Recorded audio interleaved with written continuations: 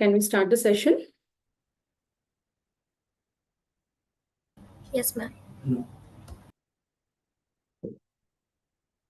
So good evening, everyone. Today we will be talking about the exam preparation for the physiotherapy in neurological conditions. So let's move on. Yeah, so typically this will be your question paper where you'll be having 2 essays of which there will be a choice. So here you see the first question where the physiotherapy management for the right side hemiplegia, or you'll be talking about the assessment of brachial plexus. While the second Roman, it is the physiotherapy management for the patient with multiple sclerosis, or you will be talking about classifying the cerebral palsy and talking about the assessment of a spastic diplegic child. Then we have the short notes. You'll be having 8 short notes and each carries 5 marks. So we will be looking into each one as we move through the questions. And there will be 10 very short or briefly noted questions, and each one will be carrying 2 marks. So today we will look into how each question has to be answered. So first and foremost, when we are talking about the essay questions, keep in mind that you are supposed to talk about a detailed view of how to answer it. So you will be giving it as that the following headings will be covered in this answer, and you will talk about the introduction of whatever the condition or is given, or it can be any intervention which is asked, or it can be an assessment pattern which is asked.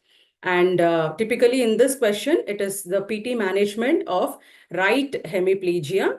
So if you just look into the question, we'll just see the question once. So describe the physiotherapy management for a patient with right-sided hemiplegia. So right-sided hemiplegia, it says that it is the paralysis on the right side. If the question is given as right-sided stroke, then it will be the left-sided hemiplegia. So you have to first of all analyze the question whether the side is given accurately. So in this question, it is being mentioned as right hemiplegia. So there is right paralysis. So in this, you will be talking about the introduction of stroke, the risk factors, and stroke prevention. So the importance of talking about stroke prevention is these factors which are helping in prevention of stroke play a very important role, as they are a part of intervention. So patient education is very important. So that is the reason we will be talking about stroke prevention and neurological complications and associated conditions with stroke. Then how do you examine a right hemiplegia patient, and what are the physiotherapy interventions typically covering the right hemiplegia? So first of all, you will be giving the definition of the stroke and the classification of the stroke, where it is on the basis of ischemic and hemorrhagic.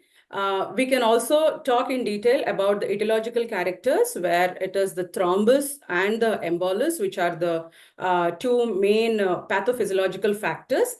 Or else the clinical syndromes are also a part of it, where you see that there is an ACS syndrome, MCS syndrome, and a PCS syndrome, where you will be classifying the stroke clinical manifestation according to this syndrome. So this classification can be given in brief, and this the introduction, typically that is the definition of the stroke, along with the classification, will typically carry 2 marks. So as you have seen, it is a 10-mark essay question. So of which the introduction, where you are giving the definition, classifying it, carries 2 marks. Then we will be talking about the risk factors and stroke prevention. So you have the major risk factors, which includes your diabetes, hypertension, or any associated cardiac disease. The modifiable risk factors, this talks about the obesity, smoking, or alcohol-induced, or where the lifestyle changes. That's the reason we are calling it as modifiable. And the early warning signs, where you have the mnemonic fast, where there will be facial sensory changes.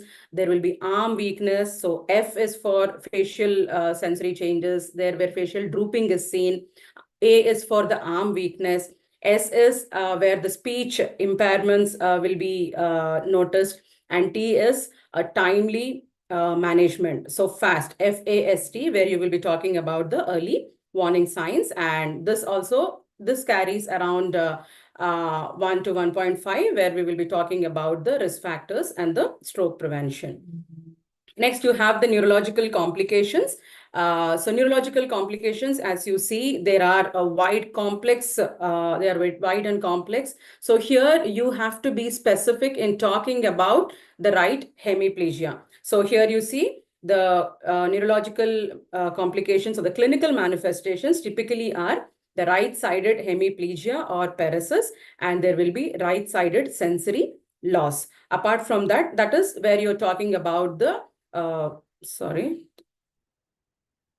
the sensory loss as well as the movement dysfunction. Apart from that, in a right-sided hemiplegia, you typically see speech and language impairment. So this is a point to be specified, because the difference between a right-sided and left-sided hemiplegia is where in right-sided you see speech and language impairments, while in left-sided you will be noticing visual and perceptual deficits. So in speech and language impairments, you'll be talking about the Broca's and the Wernicke's aphasia, as well as the global aphasia. Then task performance. So task performance, where there is decreased task performance, where the person will have inability to initiate a task. Okay, and then you will be talking about the behavioral deficits, where the person will be slow enough to initiate a task. And next, the emotional deficit, where the positive emotions are they've been suppressed. So it will be more like the person is in a depressed way and he takes anything in a negative manner. So that is an emotional deficit. Intellectual deficit, typically in a right-sided hemiplegia, there will be problems with there will be changes in terms of problem solving. Okay, so the person will not be able to understand a problem, and typically the cognitive mapping for solving any problem will decrease. So this intellectual deficit is highly identified in a right-sided hemiplegia. So whatever the neurological complications you're seeing here are typically seen in stroke, but more noticeable in a right-sided hemiplegia. Next, in examination, so you will not write a normal pattern like the name, age, the demographic features and all in an essay question typically when the examination part you're answering. Here you will be talking about what are the main aspects which you examine. So there is no necessity to write a detailed assessment pattern. You will be doing that in a practical session. When you're answering a theory question, you have to write what are the aspects which have to be addressed in examination. So here you see there is cranial nerve integrity. You will be talking about specifically the visual and vestibular complications, where you talk about the cranial nerve second, third, and sixth cranial nerve. And there will be facial sensory loss, so cranial nerve 5, and facial movements, so cranial nerve 7, as well as cranial nerve 9, 10, and 12, where typically the person will be having speech and swallowing difficulties. So this cranial nerve integrity you will be talking. Then the sensation, as we saw, right-sided loss of sensation is seen. Flexibility and joint integrity. So this will be examined in terms of range of motion. So it will be active range of motion and passive range of motion, which you will be testing. Just to add a point in sensation, in this you will be talking about the superficial senses, the deep sensation and the cortical sensation. How do you test? So you can just draw a tabular form telling what are the superficial, what are the deep sensations, what are the cortical sensations.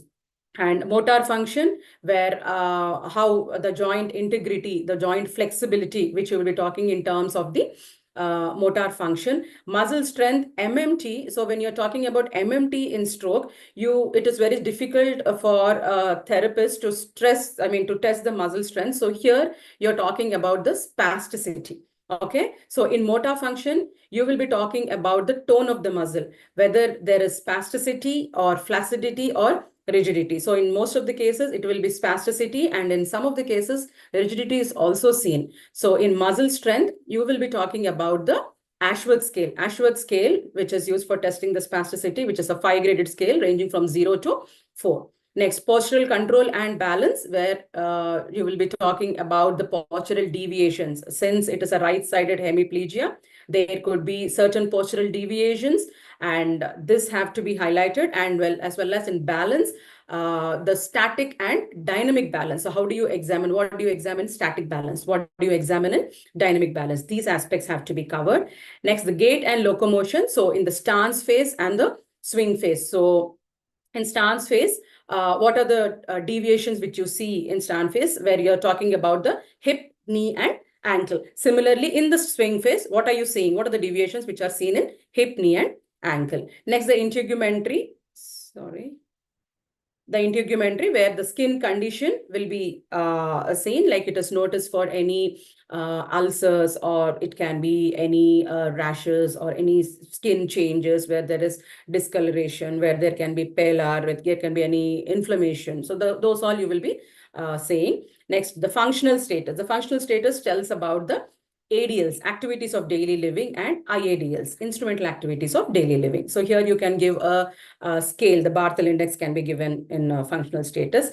Next, aerobic capacity, where you will be talking about the treadmill testing, the 2-minute walk test, the 6-minute walk test. These are the commonly used tests in stroke. So when you are typically talking about the last row, this row which there, you have to talk about the scales which are used. So in the functional status, you can talk about the Barthel index. In the aerobic capacity, talk about the 2-minute walk test and the 6-minute walk test. Stroke specific instruments, where you have the stroke impact scale, the Cherokee McMaster scale, the NIH scale. So these are the specific scales used to assess the assess the condition of the stroke, where you will be classifying the patient, whether it is mild, moderate, or severe. So these stroke specific instruments have to be mentioned. And finally, the goals and outcomes. What are your short-term as well as the long-term goals? So you can just give the short-term goals. Typically will be, improving the sensation, because until the sensation is achieved, the motor components cannot be accomplished. So you will be talking about how to improve the sensation and how to maintain the flexibility and joint integrity. And the primary objective of the short-term goals are to prevent any secondary complications. And long-term, you will be talking about the postural control and balance, the gait and locomotion, the functional status, the aerobic capacity. So all of these come under the long term. Next, so when you're talking about the rehabilitation of the stroke patient, we will be talking in terms of acute, subacute, and the chronic phase. So acute phase, as you see, it is an phase where it is typically in the first initial hours of stroke, and it moves on to the first 2 weeks, where it is typically in an ICU setup. So here you see there will be a low intensity rehabilitation. The principal objectives will be monitoring the patient, typically on the vital signs, as well as prevention of secondary complications, where you see there will be early mobilization. So if needed, if the patient is hefty, you will be talking about the bed sores, and how do you prevent it. So the different pressure relieving instruments which can be used. Then the functional mobility. So how do you use the different bed transfers, and the passive range of motion exercises, and you're also preventing complications. And the most important one is patient education, educating the patient regarding the necessity or the importance of the exercise, as well as the caregivers. In subacute phase, and you can call this phase as an intensive inpatient rehabilitation, where the patient counseling plays a very important role, and you need to encourage the patient to do more of exercises. So in this, you will be talking how to maintain the joint flexibility and integrity, and different interventions to improve the movement control and the functional status. So in functional status, the bed mobility. So what are the different positions for the bed mobility, and the transfers, that is from supine to sit to stand, stand to sit. So all these bed transfers will be, you will be talking in functional status. In terms of movement control, what are typically the interventions, that is the active range of motion exercises, the active assisted range of motion exercises. So here you have those arm cradling exercises, tabletop polishing. So all these exercises you will be adding in the movement control. While in the chronic phase, it's more of outpatient rehabilitation, where the patient typically, he is being trained on different terrains. So here you see the subacute intervention is continued. Apart from that, you'll be also training the patient in terms of postural control and balance. So static balance exercises, the ankle and hip strategies are included in that, the dynamic balance exercises. And typically in gait and locomotion, you will talk about the locomotor training. This locomotor training will be either, it can be a robotic assisted or it can be a body weight support treadmill training, because these two interventions are the most evidence-based interventions which are being used in physiotherapy management, so that you can talk in terms of gait and locomotion. Okay, and don't forget to give the reference. So after every essay answer, please give the reference from where you have been writing this information. It can be Susan O'Sullivan, or it can be any of the website, I mean, journals which you have read. It can be an NIH journal, it can be a Medscape, a PubMed. So if you're reading about the robotic or anything, plus just give a list or 2 to 3, the books or the journal websites from where you have taken this information as a reference. That will add up to the content. Okay, so this is about the first question, if you're typically planning to answer the right-sided hemiplegia. Next, when we are moving on to the brachial plexus injury, so the headings which will be covered in this section, as I told you, this is a typical format which you are supposed to give in an essay. Please mention the side headings which you will be elaborating in your answer. So here you see you have an introduction, you have neural localization and the clinical symptoms, the classification of injury, and the brachial plexus injury rehabilitation. Okay, so you will talk about the brachial plexus, what is the brachial plexus injury, and you will be giving a diagrammatic representation of brachial plexus.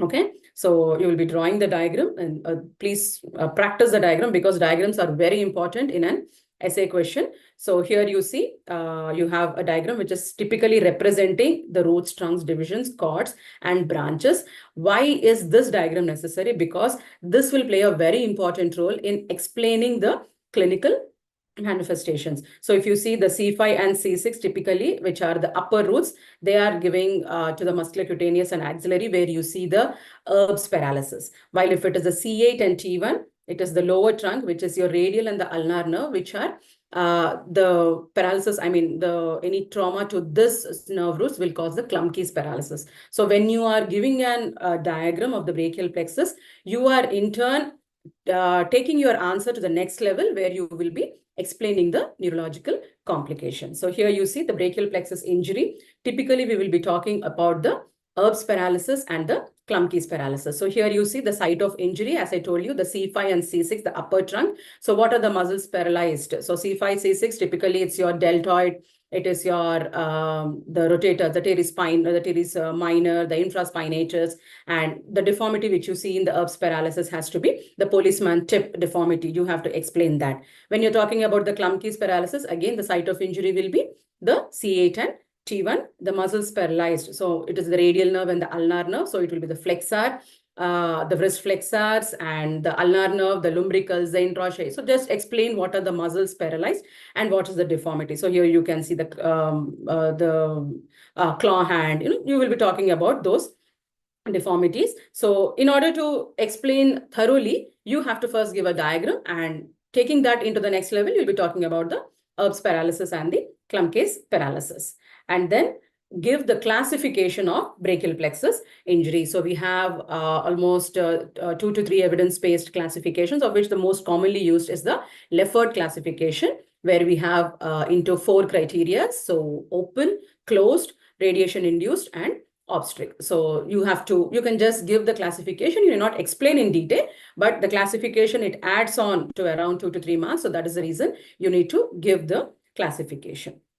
Next, the adult rehabilitation. So in brachial plexus question, the most of the part is about the rehabilitation. Okay, so you will be talking about the rehabilitation in terms of whether the extent of injury. So here you can just add a point, like if the extent of injury is a very severe form, like you have the neuropraxia, axonotoromosis, and neurotomosis. So if it is a neurotomosis where the nerve plexus or the nerves are severely injured, then typically a surgery will be needed, or else the surgery may not be needed. Or either directly you can just move into the adult rehabilitation and talk whether the surgery is required or whether the surgery is not required. So in this slide, we are looking if the surgery is not required, and that is the patient will be maintained under conservative management. So whether surgery required? No. So what are the main interventions which are used? So here you see the motor re-education, where the person will be, typically you'll be talking about the passive range of motion exercises, active assisted range of motion exercises, active range of motion exercises, as well as the strengthening. So strengthening, again, you can talk in terms of the FIT principle, okay? The frequency, intensity, type, and time. Next, sensory re-education. So it can be the activity-based sensory re-education. You can talk about the mirror therapy and any sensory substitution strategies. So you will be asking the person to use, if it's a right side which has been affected, you can talk about the left side, like using the left hand for some of the chords, for the ADLs or IADLs. That is what you will be training. Or you will also be talking about any orthotic. So if it is, we see that the axillary nerve might get injured, the radial nerve, ulnar nerve. So here you see that what are the different orthotic devices, the aeroplane splints, the cock-up splints. So those orthotic devices can be used when you're talking about the substitution strategies. Next, physical factor therapy, where it is more of the modality. So you'll be giving the neuromuscular electrical stimulation and the electromagnetic stimulation and microwave thermotherapy. These are the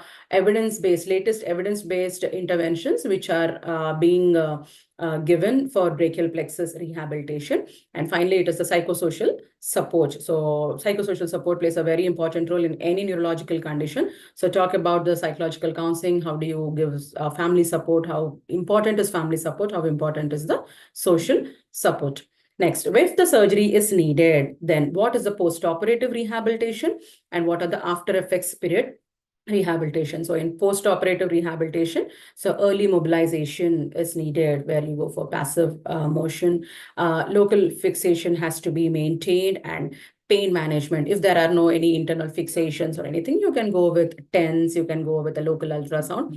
And if there is any management, any internal fixations, you will not be using any modality. So that is what you will be telling. And management of inflammation. So you will be using that price techniques, and what you can explain in that term.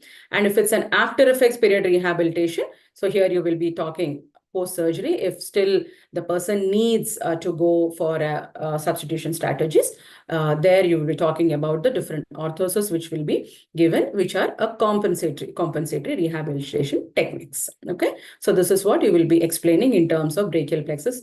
Remember, the rehabilitation part, it covers almost 5 marks in any of the essay questions. So please limit your introduction, the neurological complications, any classification to a 5 mark, and the remaining 5 marks, it will be more of the rehabilitation. So cover more of the rehabilitation aspect when you're answering the essay question.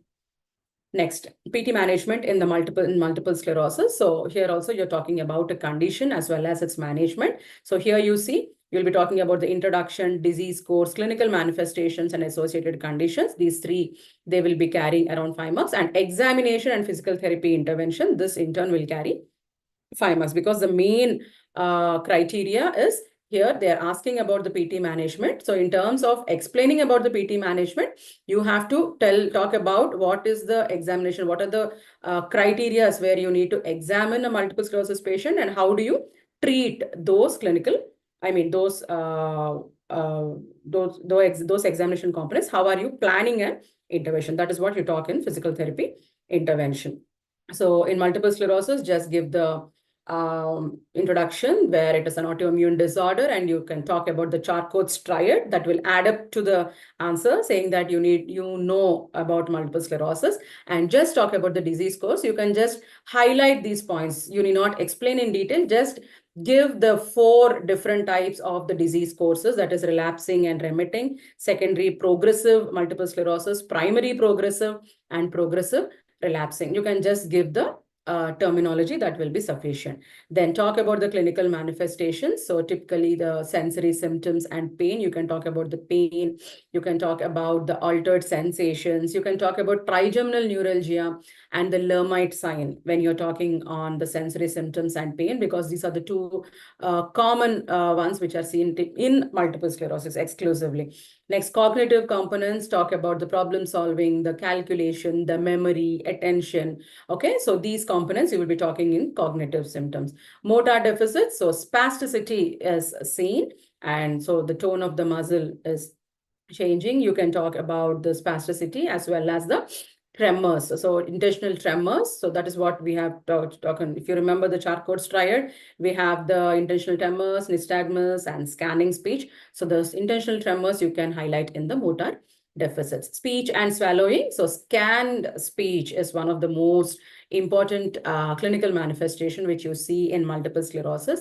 And there are also swallowing impairments and bowel and bladder symptoms. So it can be a spastic bladder or it can be a flaccid bladder, and visual and affective impairments. So optic neuritis is one of the common condition which you see with multiple sclerosis associated. So talk about the optic neuritis and affective impairments, where it is most of the time the affective impairments is where you're talking about the anxiety or depression, the emotional status. Okay, so these are the affective impairments. So this is about the clinical manifestations and examination. So the client history and systems review. Why are you taking the importance of collecting the client history and systems review is to know whether it is an already established, is it a remitting or a relapsing, or is it the first episode which the patient is identifying. So in order to know this, you will talk about the importance of the client history and systems review and the cognition, the pain and sensation, the visual acuity, fatigue, which is an important clinical manifestation. So how do you examine fatigue? You will be having an activity diary. So every multiple sclerosis patient maintains an activity diary. Talk about the importance of the activity diary. Then the motor function, as we said, the spasticity. Again, postural control and balance. Talk about the different postural deviations as well as the static balance and the dynamic balance tests. And gait and locomotion, again, it can be any changes in the gait pattern. So because of the intentional tremors, so what about the swing phase and the stance phase, that can be talked. And then the functional status, the ADLs and IADLs, because since the person will be suffering with fatigue, there will be some amount of intervention of this fatigue onto the functional status where he has to depend. So what ADLs, what are ADLs and ADL and IADL, that you will be talking. The aerobic capacity, this again associated with fatigue. So when you're talking about the examination multiple sclerosis, please associate it with fatigue. The skin integrity and the condition. So talking about the ulcers or any skin changes, and disease specific instruments. So if it about MS, give the disease specific instruments for MS, which you will be giving again on the evidence based. Okay. Next, PT management in multiple sclerosis. So interventions, they can be given under almost 7 to 8 headings. So first, you will talk about the management of sensory deficits and skincare again, which is the main objective is to avoid the decubitus ulcers or any skin changes. The pain management where TENS can be used, and typically the other physical modalities can be used. Then exercise training, strength training, and aerobic training, again about the active and the passive range of motion exercises. Talk about the FIT principle, where as you are looking into fatigue and giving a exercise protocol, so the exercises have to be designed under the FIT protocol. So this point you will be mentioning here. Management of fatigue, again, as I said, activity diary. So just refer to that activity diary. You will be giving that point and how explain the management of fatigue. And management of spasticity through stretching exercises, management of speech and swallowing, different speech. Again, it's part of the speech therapist, and swallowing. What are the different swallowing, the Masaba techniques? You have certain swallowing techniques, the lemon swab. So these you can include in terms of the management of swallowing. Coordination and balance deficit. So coordination, please talk about the equilibrium and non-equilibrium. I mean, those are the tests. And how do you improve coordination? The Frankel's exercises typically can be added.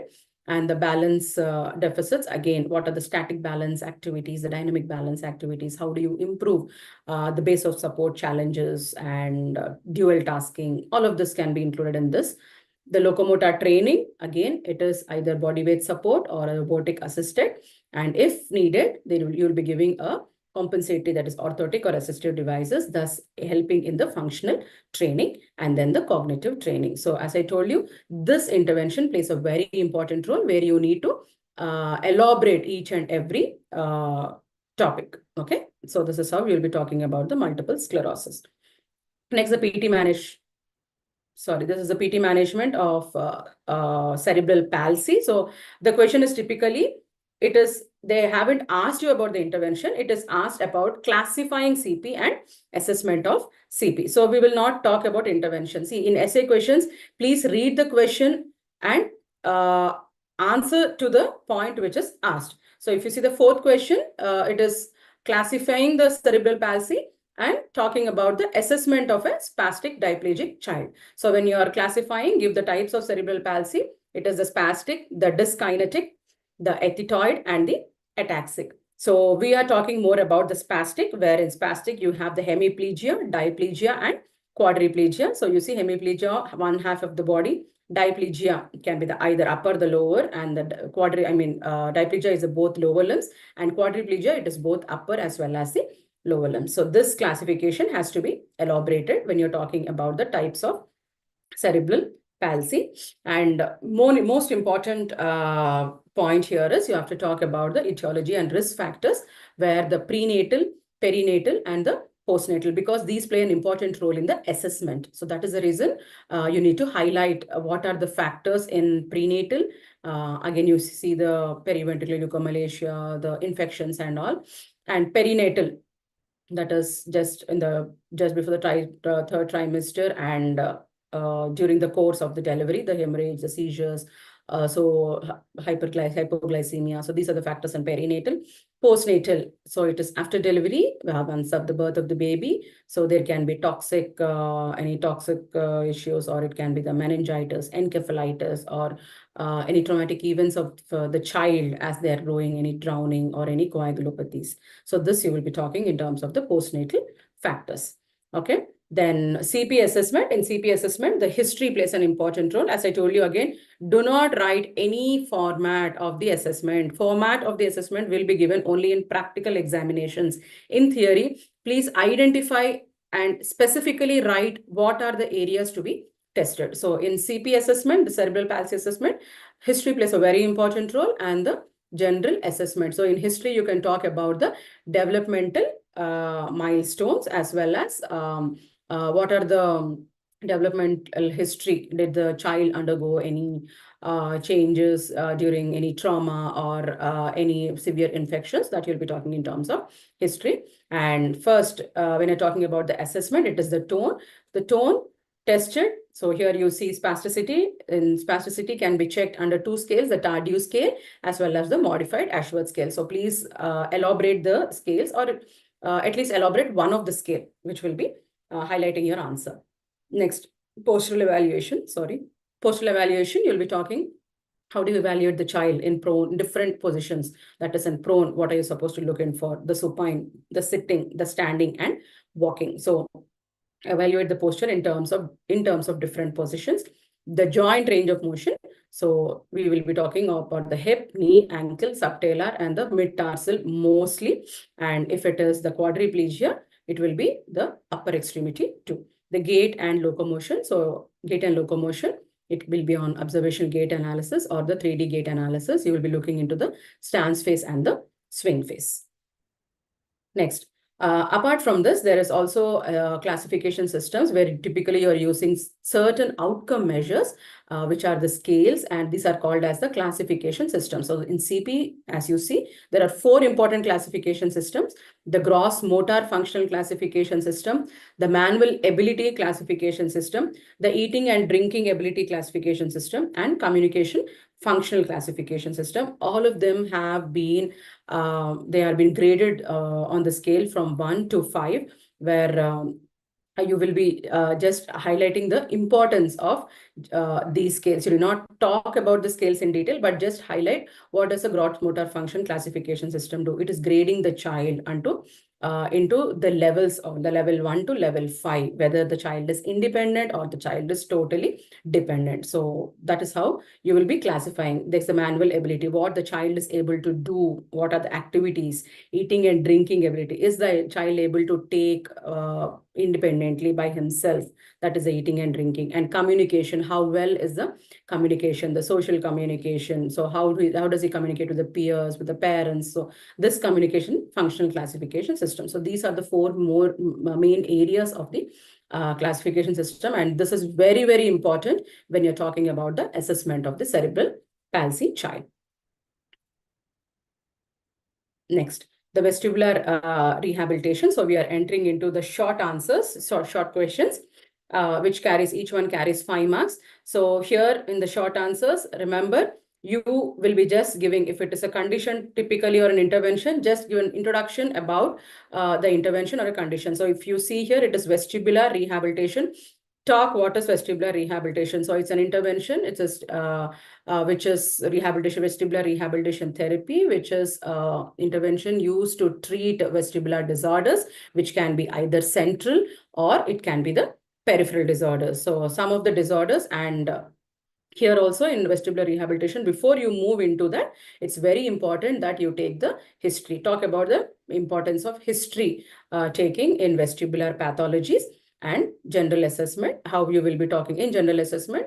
Preferably, you will be talking about the balance. Okay. So here you will talk about the visual assessment and the vestibular assessment, where it is the CTSIB, the clinical test for sensory integration and balance, and also about the balance test, that is the static and the dynamic balance test. So once you're talking about the history and general assessment, it will be for around the introduction, and the history general assessment will be for 2 marks, and the remaining 3 marks, it will be talking about the vestibular rehabilitation. So you can just give in a tabular form. So here you see the BPPV, where the most commonly used methods, the cannulatory positioning maneuver, the Brand-Daroff exercises, liberatory maneuver. You can just draw some stick diagrams, or you can just indicate 2 to 3 exercises which will be given in Brand-Daroff exercises or liberatory maneuver.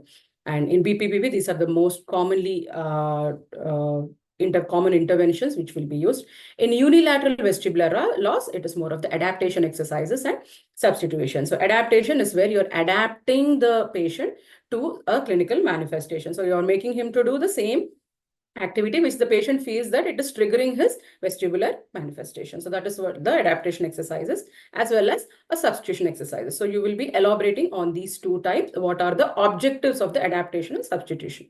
Motion sensitivity, again, if there is any motion sensitivity, the patient will be typically trained on Cawthorne-Cooksey exercises. You have a modified pattern of Cawthorne-Cooksey as well as a habituation exercises. You will be again giving the objective of these 2 exercises. Next, the central vestibular lesions, it is the habituation exercises. So this is how you can give in a tabular form and just elaborate what will be the objective of these exercises. Remember, it is a short question. You can cover 2 pages. Okay. So this is about the vestibular rehabilitation.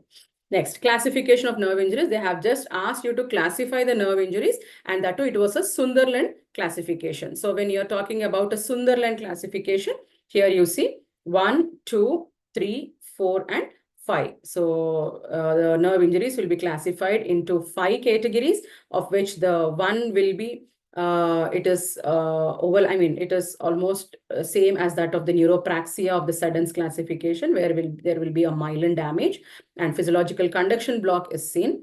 And if it is this 2 and 3, so if you see 2, it is an axonal damage. If it is 3, it is the axon along with the endoneurin damage. If it is 4, the axon, endoneurium, and perineurium. And if it is 5, it is all the layers along with the axon. So here you can just give the Sunderland classification, and if the time permits, you can just talk about how it is being explained along with the Seddon's, that is the neuropraxia, axonotomosis, or the neurotomosis. That is the one will talk in terms of neuropraxia, 2 will talk in terms of axonotomosis, while the classification of 3, 4, 5 are typically in terms of the neurotomosis. Okay, so this is how we will be talking about the classification of nerve injuries in a Sunderland classification. Next question, the circle of Willis. This is typically a clinical neuro question, but sometimes there will be an overlap. So you might get it in PT neuro. So circle of Willis, you have to highlight the importance of the anterior circulation and the posterior circulation. So anterior circulation, talk about the internal carotid artery and the branches, that is the anterior cerebral, middle cerebral. The posterior circulation, talk about the vestibular artery, the basilar artery, the posterior cerebral, and the posterior communicating. Please draw the diagram and mention it clearly when you are talking about circle of Willis. So any question relating with the neuroanatomy, please give a diagrammatic representation and mention the branches. So anterior circulation, these are the branches. Posterior circulation, this part are the branches, and on the whole, they will be forming in the subdural space, which forms a circle of Willis. The importance of circle of Willis is, so any obstruction in any of the branches of the arteries, it will be substituted by the remaining arteries. For example, if there is any obstruction at this part, that is at the posterior cerebral artery, or if you see if it's the anterior cerebral artery, you see that the blood flow can be sent through the other branches. Okay, so there won't be a total obstruction. So that is the main criteria of the circle of Willis. Okay. So this, you can give a diagrammatic representation and just talk about the branches. Next, the post-polio syndrome. So here the question typically is about the management of post-polio syndrome.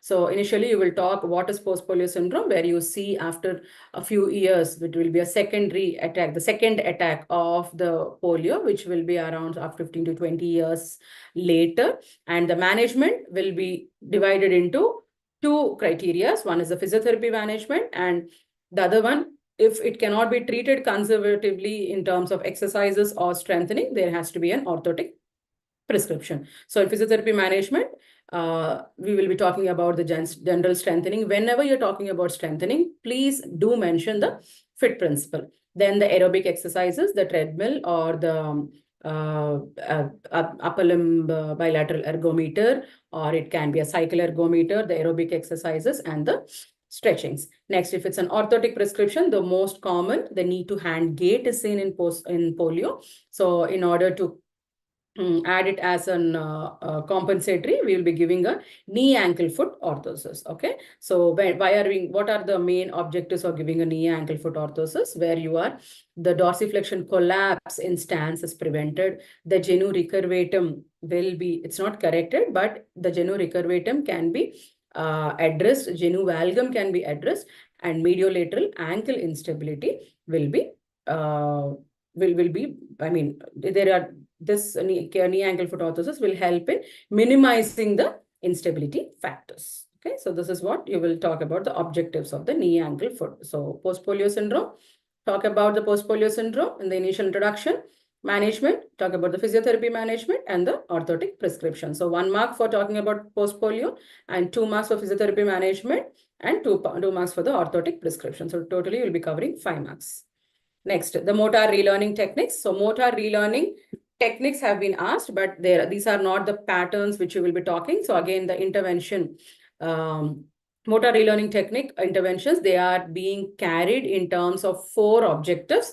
That is the analysis of task, practice of the missing component, practice of the task, and transference of learning. So you can just mention these 4 aspects and explain them. Okay, so analysis of the task. So the person typically has to observe the task, compare the task about how he will be doing, and he has to make an analysis of the task. What are the certain deviations in the task? Next, practicing of missing components. So when he makes certain observations, he will identify, the patient will identify the goal, and this will be again, it will be added upon with the components of the verbal feedback, the visual feedback, and manual guidance by the therapist. So that is where the missing components will be addressed. Once the missing components have been addressed and practice of missing components start, and as they are ongoing, then the person will be progressing to the practicing of the task. So there will be an increase in the complexity, more complex exercises will be given. You will be add more of a variety of exercises will be added. The feedback and guidance will be decreasing. There will be re-evaluation, and the patient will be encouraged for doing the for maintaining the flexibility.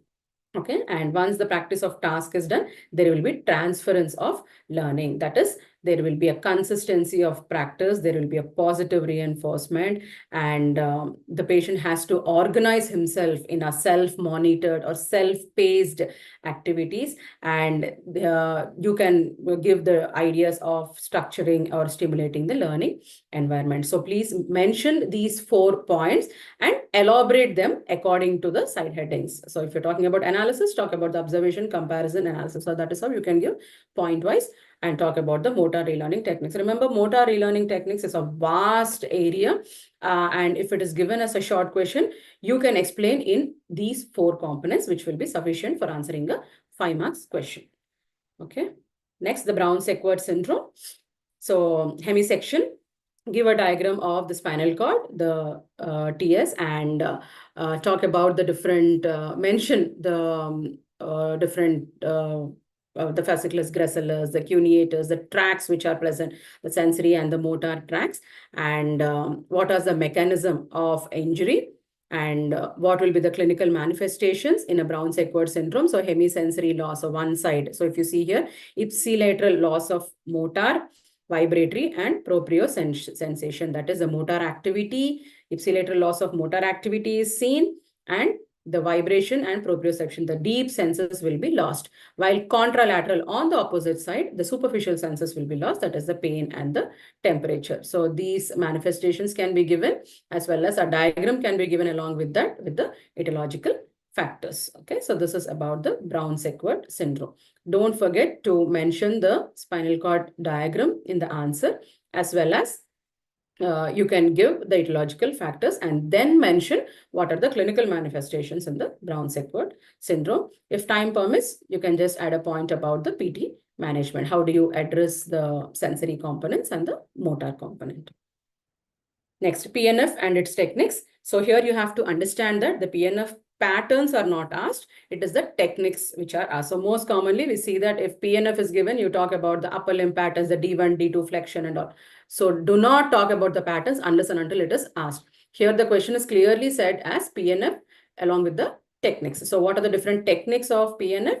Rhythmic initiation, the hold relax, the contract relax, the slow reversals, agnostic reversals. Just talk about each one. So what is the technique and what is the objective? So here you see the rhythmic initiation. It is used to teach the patient the movement pattern. Okay, hold relax. It involves an isometric contraction, okay, and mainly effective for increasing the range of motion. Contract relax, it is similar, but this will be an, apart from the isometric contraction, the patient also moves into the range. So what does this help in? Helps in enhancing the flexibility and muscle relaxation. Next, the slow reversal, it will be alternating between the concentric contractions of the opposite muscle groups. And this is typically important for improving coordination as well as increasing the strength. Then agonistic reversals, which will combine both the concentric and eccentric. And what is the main objective? Improves the muscle endurance and control. So this part of the answer will be sufficient when you're addressing the 5 marks, because you're listing out the techniques in the proprioceptive neuromuscular facilitation, and you're giving the objective of each technique. So this will be sufficient. Okay. Please do not elaborate your short answers, because how much ever you write, the maximum marks you will be getting is 5. So make it answering to the point. So that is what is needed. So next is the very short question, the last aspect, where it is a 2 marks. So typically either a diagram can be drawn and given an elaboration, or directly you can just answer. So just remember that in a paper, you can make it into 2 halves. So one, you will be answering 2 very short in 1 paper. So that is how you have to limit your answers. Please do not write 1-word answer or 1-sentence answer. That may not be sufficient. Okay. So if you see the Babinski's reflex, the first question, write about how do you test the Babinski's reflex, where it is stroked on the lateral side of the foot. What is the negative sign? What is the positive sign? So negative sign, as you see, is the flexing of the toes. The positive sign, as you see, it is the dorsiflexion of the great toe and fanning of the remaining toes. So these 3 points will be sufficient for the Babinski's reflex. Next, rigidity. So types of rigidity, there are 4 types, and mainly depending upon The clinical manifestations, it is a cogwheel and the lead pipe rigidity. Depending upon the positioning of the patient, it is the decerebrate and the decorticate rigidity. So cogwheel rigidity, where there are a series of jerks when a passive movement is being tested on. And lead pipe, it is a uniform resistance which is seen. Now decorticate and decerebrate, as you see, it is all the upper and the lower limb, they go into an extension, while decorticate, upper limb go into flexion and lower limb go into extension. That is how you will talk about these four, just giving what are the clinical, how do you test the cogwheel and the lead pipe, and in decerebrate and decorticate, what is the position, how are the limbs positioned according to that specific rigidity, that you will explain. 4 points, that will be enough. Next, scissoring gait. So most commonly seen in the conditions like the diplegic CP, the spinal cord pathologies, okay. Stroke is also one of the condition where you see scissoring gait. So main component in scissoring gait is, that is the contractures or the tightness of the hip adductor. So what are the adductors? Adductor magnus, longus and brevis. That is an added point which you can give. And along with that, the hip abductors are also weak, okay. And this will in turn lead to a scissoring gait. So here you can write, though it is rigidity and excessive adduction of the leg. So what are the main features? There are 4 points which you are supposed to mention here. Rigidity and excessive adduction of the leg in swing. There will be plantar flexion of the ankle. So more of an equinus gait is seen. Increased flexion of the knee because of the adduction contractures. There will be genu valgum and adduction and internal rotation of the hip. So these are the 4 what you see, the features which are seen in a scissoring gait. So these 4 can be mentioned. And what are the conditions where you see the scissoring gait? Next, aphthum deformity. So generally seen in nerve injuries, the median nerve injury. So median nerve, as you see, it arises from the upper and the lower trunk, the C5, C6, C7 roots of the brachial plexus. And most common injury to the median nerve, either it can be any fallen outstretched hand, or it can be any compression. So you can give the etiology. And typically, well, if you see the aphthum deformity, the thenar muscles have been affected, where the abductor pollicis brevis and the flexor pollicis brevis and the opponens pollicis is affected. So you will be talking about the paralysis of the thenar muscles, and this will lead typically into a positioning which is the aphthum. That's the reason it is called as a aphthum deformity. It's also seen in the polio or in leprosy patients. Okay. Next, Hansen's hand. So most commonly, that is, it is typically seen in leprosy. So it is the claw hand which you see. Okay. So if you see, it is the median 2.5 fingers. And here you see that the hypothenar muscles getting affected, as well as the lumbricals, median lumbricals, and the introche, which will lead to a claw hand. So that point can be given in Hansen's hand. And you can talk about the metaphalangeal blocks which are given as management for the claw hand. This is an added point which can be given. So if you are mentioning these 2 points, talk about the positioning of the hand and what is the orthotic device, assisted device which you are giving for treating the Hansen's hand. Next, the Broca's aphasia. So here you see it typically talks about area number 44 on the Broca, on the Brodmann's areas. So in the frontal lobe, if you see, so generally seen in right-sided hemiplegia, where we saw there will be a speech deficit. So Broca's aphasia, it's called as the motor aphasia. So what is the main criteria of motor aphasia is word finding difficulties. The person will not be able to find the word. There will be a speech, the speech motor component of speech is affected, and there will be inability to talk, and the speech will not be clear, and the person typically finds difficulty in picking up the words. Okay, so you will be talking what is the area, the Brodmann's area, and in which conditions it's seen, and what are the characteristics of the Broca's aphasia. So these 4 points will be sufficient for talking about Broca's aphasia. And next, the facial palsy. So facial palsy, again, upper motor neuron lesion. Please do not get confused with the facial palsy and Bell's palsy. Facial palsy is an upper motor neuron associated, and Bell's palsy is a lower motor neuron. Facial palsy totally central, Bell's palsy is peripheral. So in facial palsy, as you see, there is inability to wrinkle the eyebrow. there will be a drooping eyelid, inability to close the eye, there will be an asymmetric smile, and the drooping corner of the mouth. Okay, you do not see a Bell's phenomena in this. Okay, so do not talk about Bell's palsy, just talk about facial palsy, typically seen in stroke patients, and the characteristics which you see in a facial palsy. Okay, shoulder hand syndrome. And this is these are seen as a part of complex regional pain syndromes, and most commonly seen in stroke patients, where there will be, it's a multifactorial disorder where the shoulder as well as the hand gets affected, where the patient will complain of pain, there will be loss of function, there is inflammation, okay, hyperalgesia, that is paresthesias, okay, and talk about the shoulder hand syndrome, what is the clinical manifestations, and intervention. So interventions, it is the modalities to treat pain and swelling. You can talk about the TENS, you can talk about the different modalities which can be used, and orthosis. So if typically it is hindering the function, so what is the orthosis which can be given to support the hand? It can be an any show, for example, the aeroplane splint, or it can be any assisting devices which can be used as a part of intervention. Mirror therapy, where you will be giving latest intervention, where you will be showing the movement on the normal and comparing it with the affected arm. So that is how you are training. Okay, it's like training on working on the neuroplasticity. So that you will be talking in terms of the shoulder hand syndrome. And next is the foot drop. So foot drop, it is common peroneal nerve palsy, where if you see there is a difference between a normal foot and a drop foot, that is in terms of the clinical manifestations.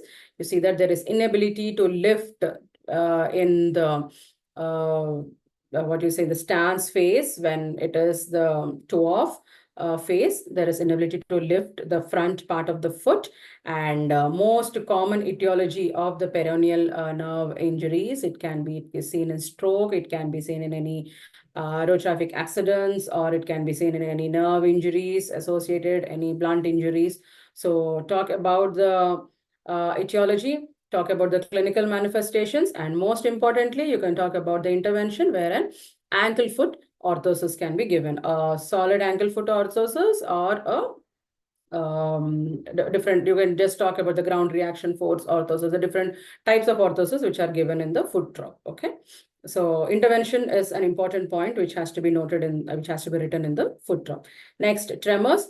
Just talk about tremor as it's an involuntary movement, and what are the types of tremors: the resting tremor, the action tremor, postural tremor, and the kinetic tremor. Okay, so you can just elaborate them as in the terminology itself. So resting tremor, which is generally seen at rest; action tremor, when the person is doing some activity; postural tremor, in a specific posture, when you're sitting for a on a specific posture, that tremor gets initiated; and a kinetic tremor, it's a movement tremor, when the person is doing some movement.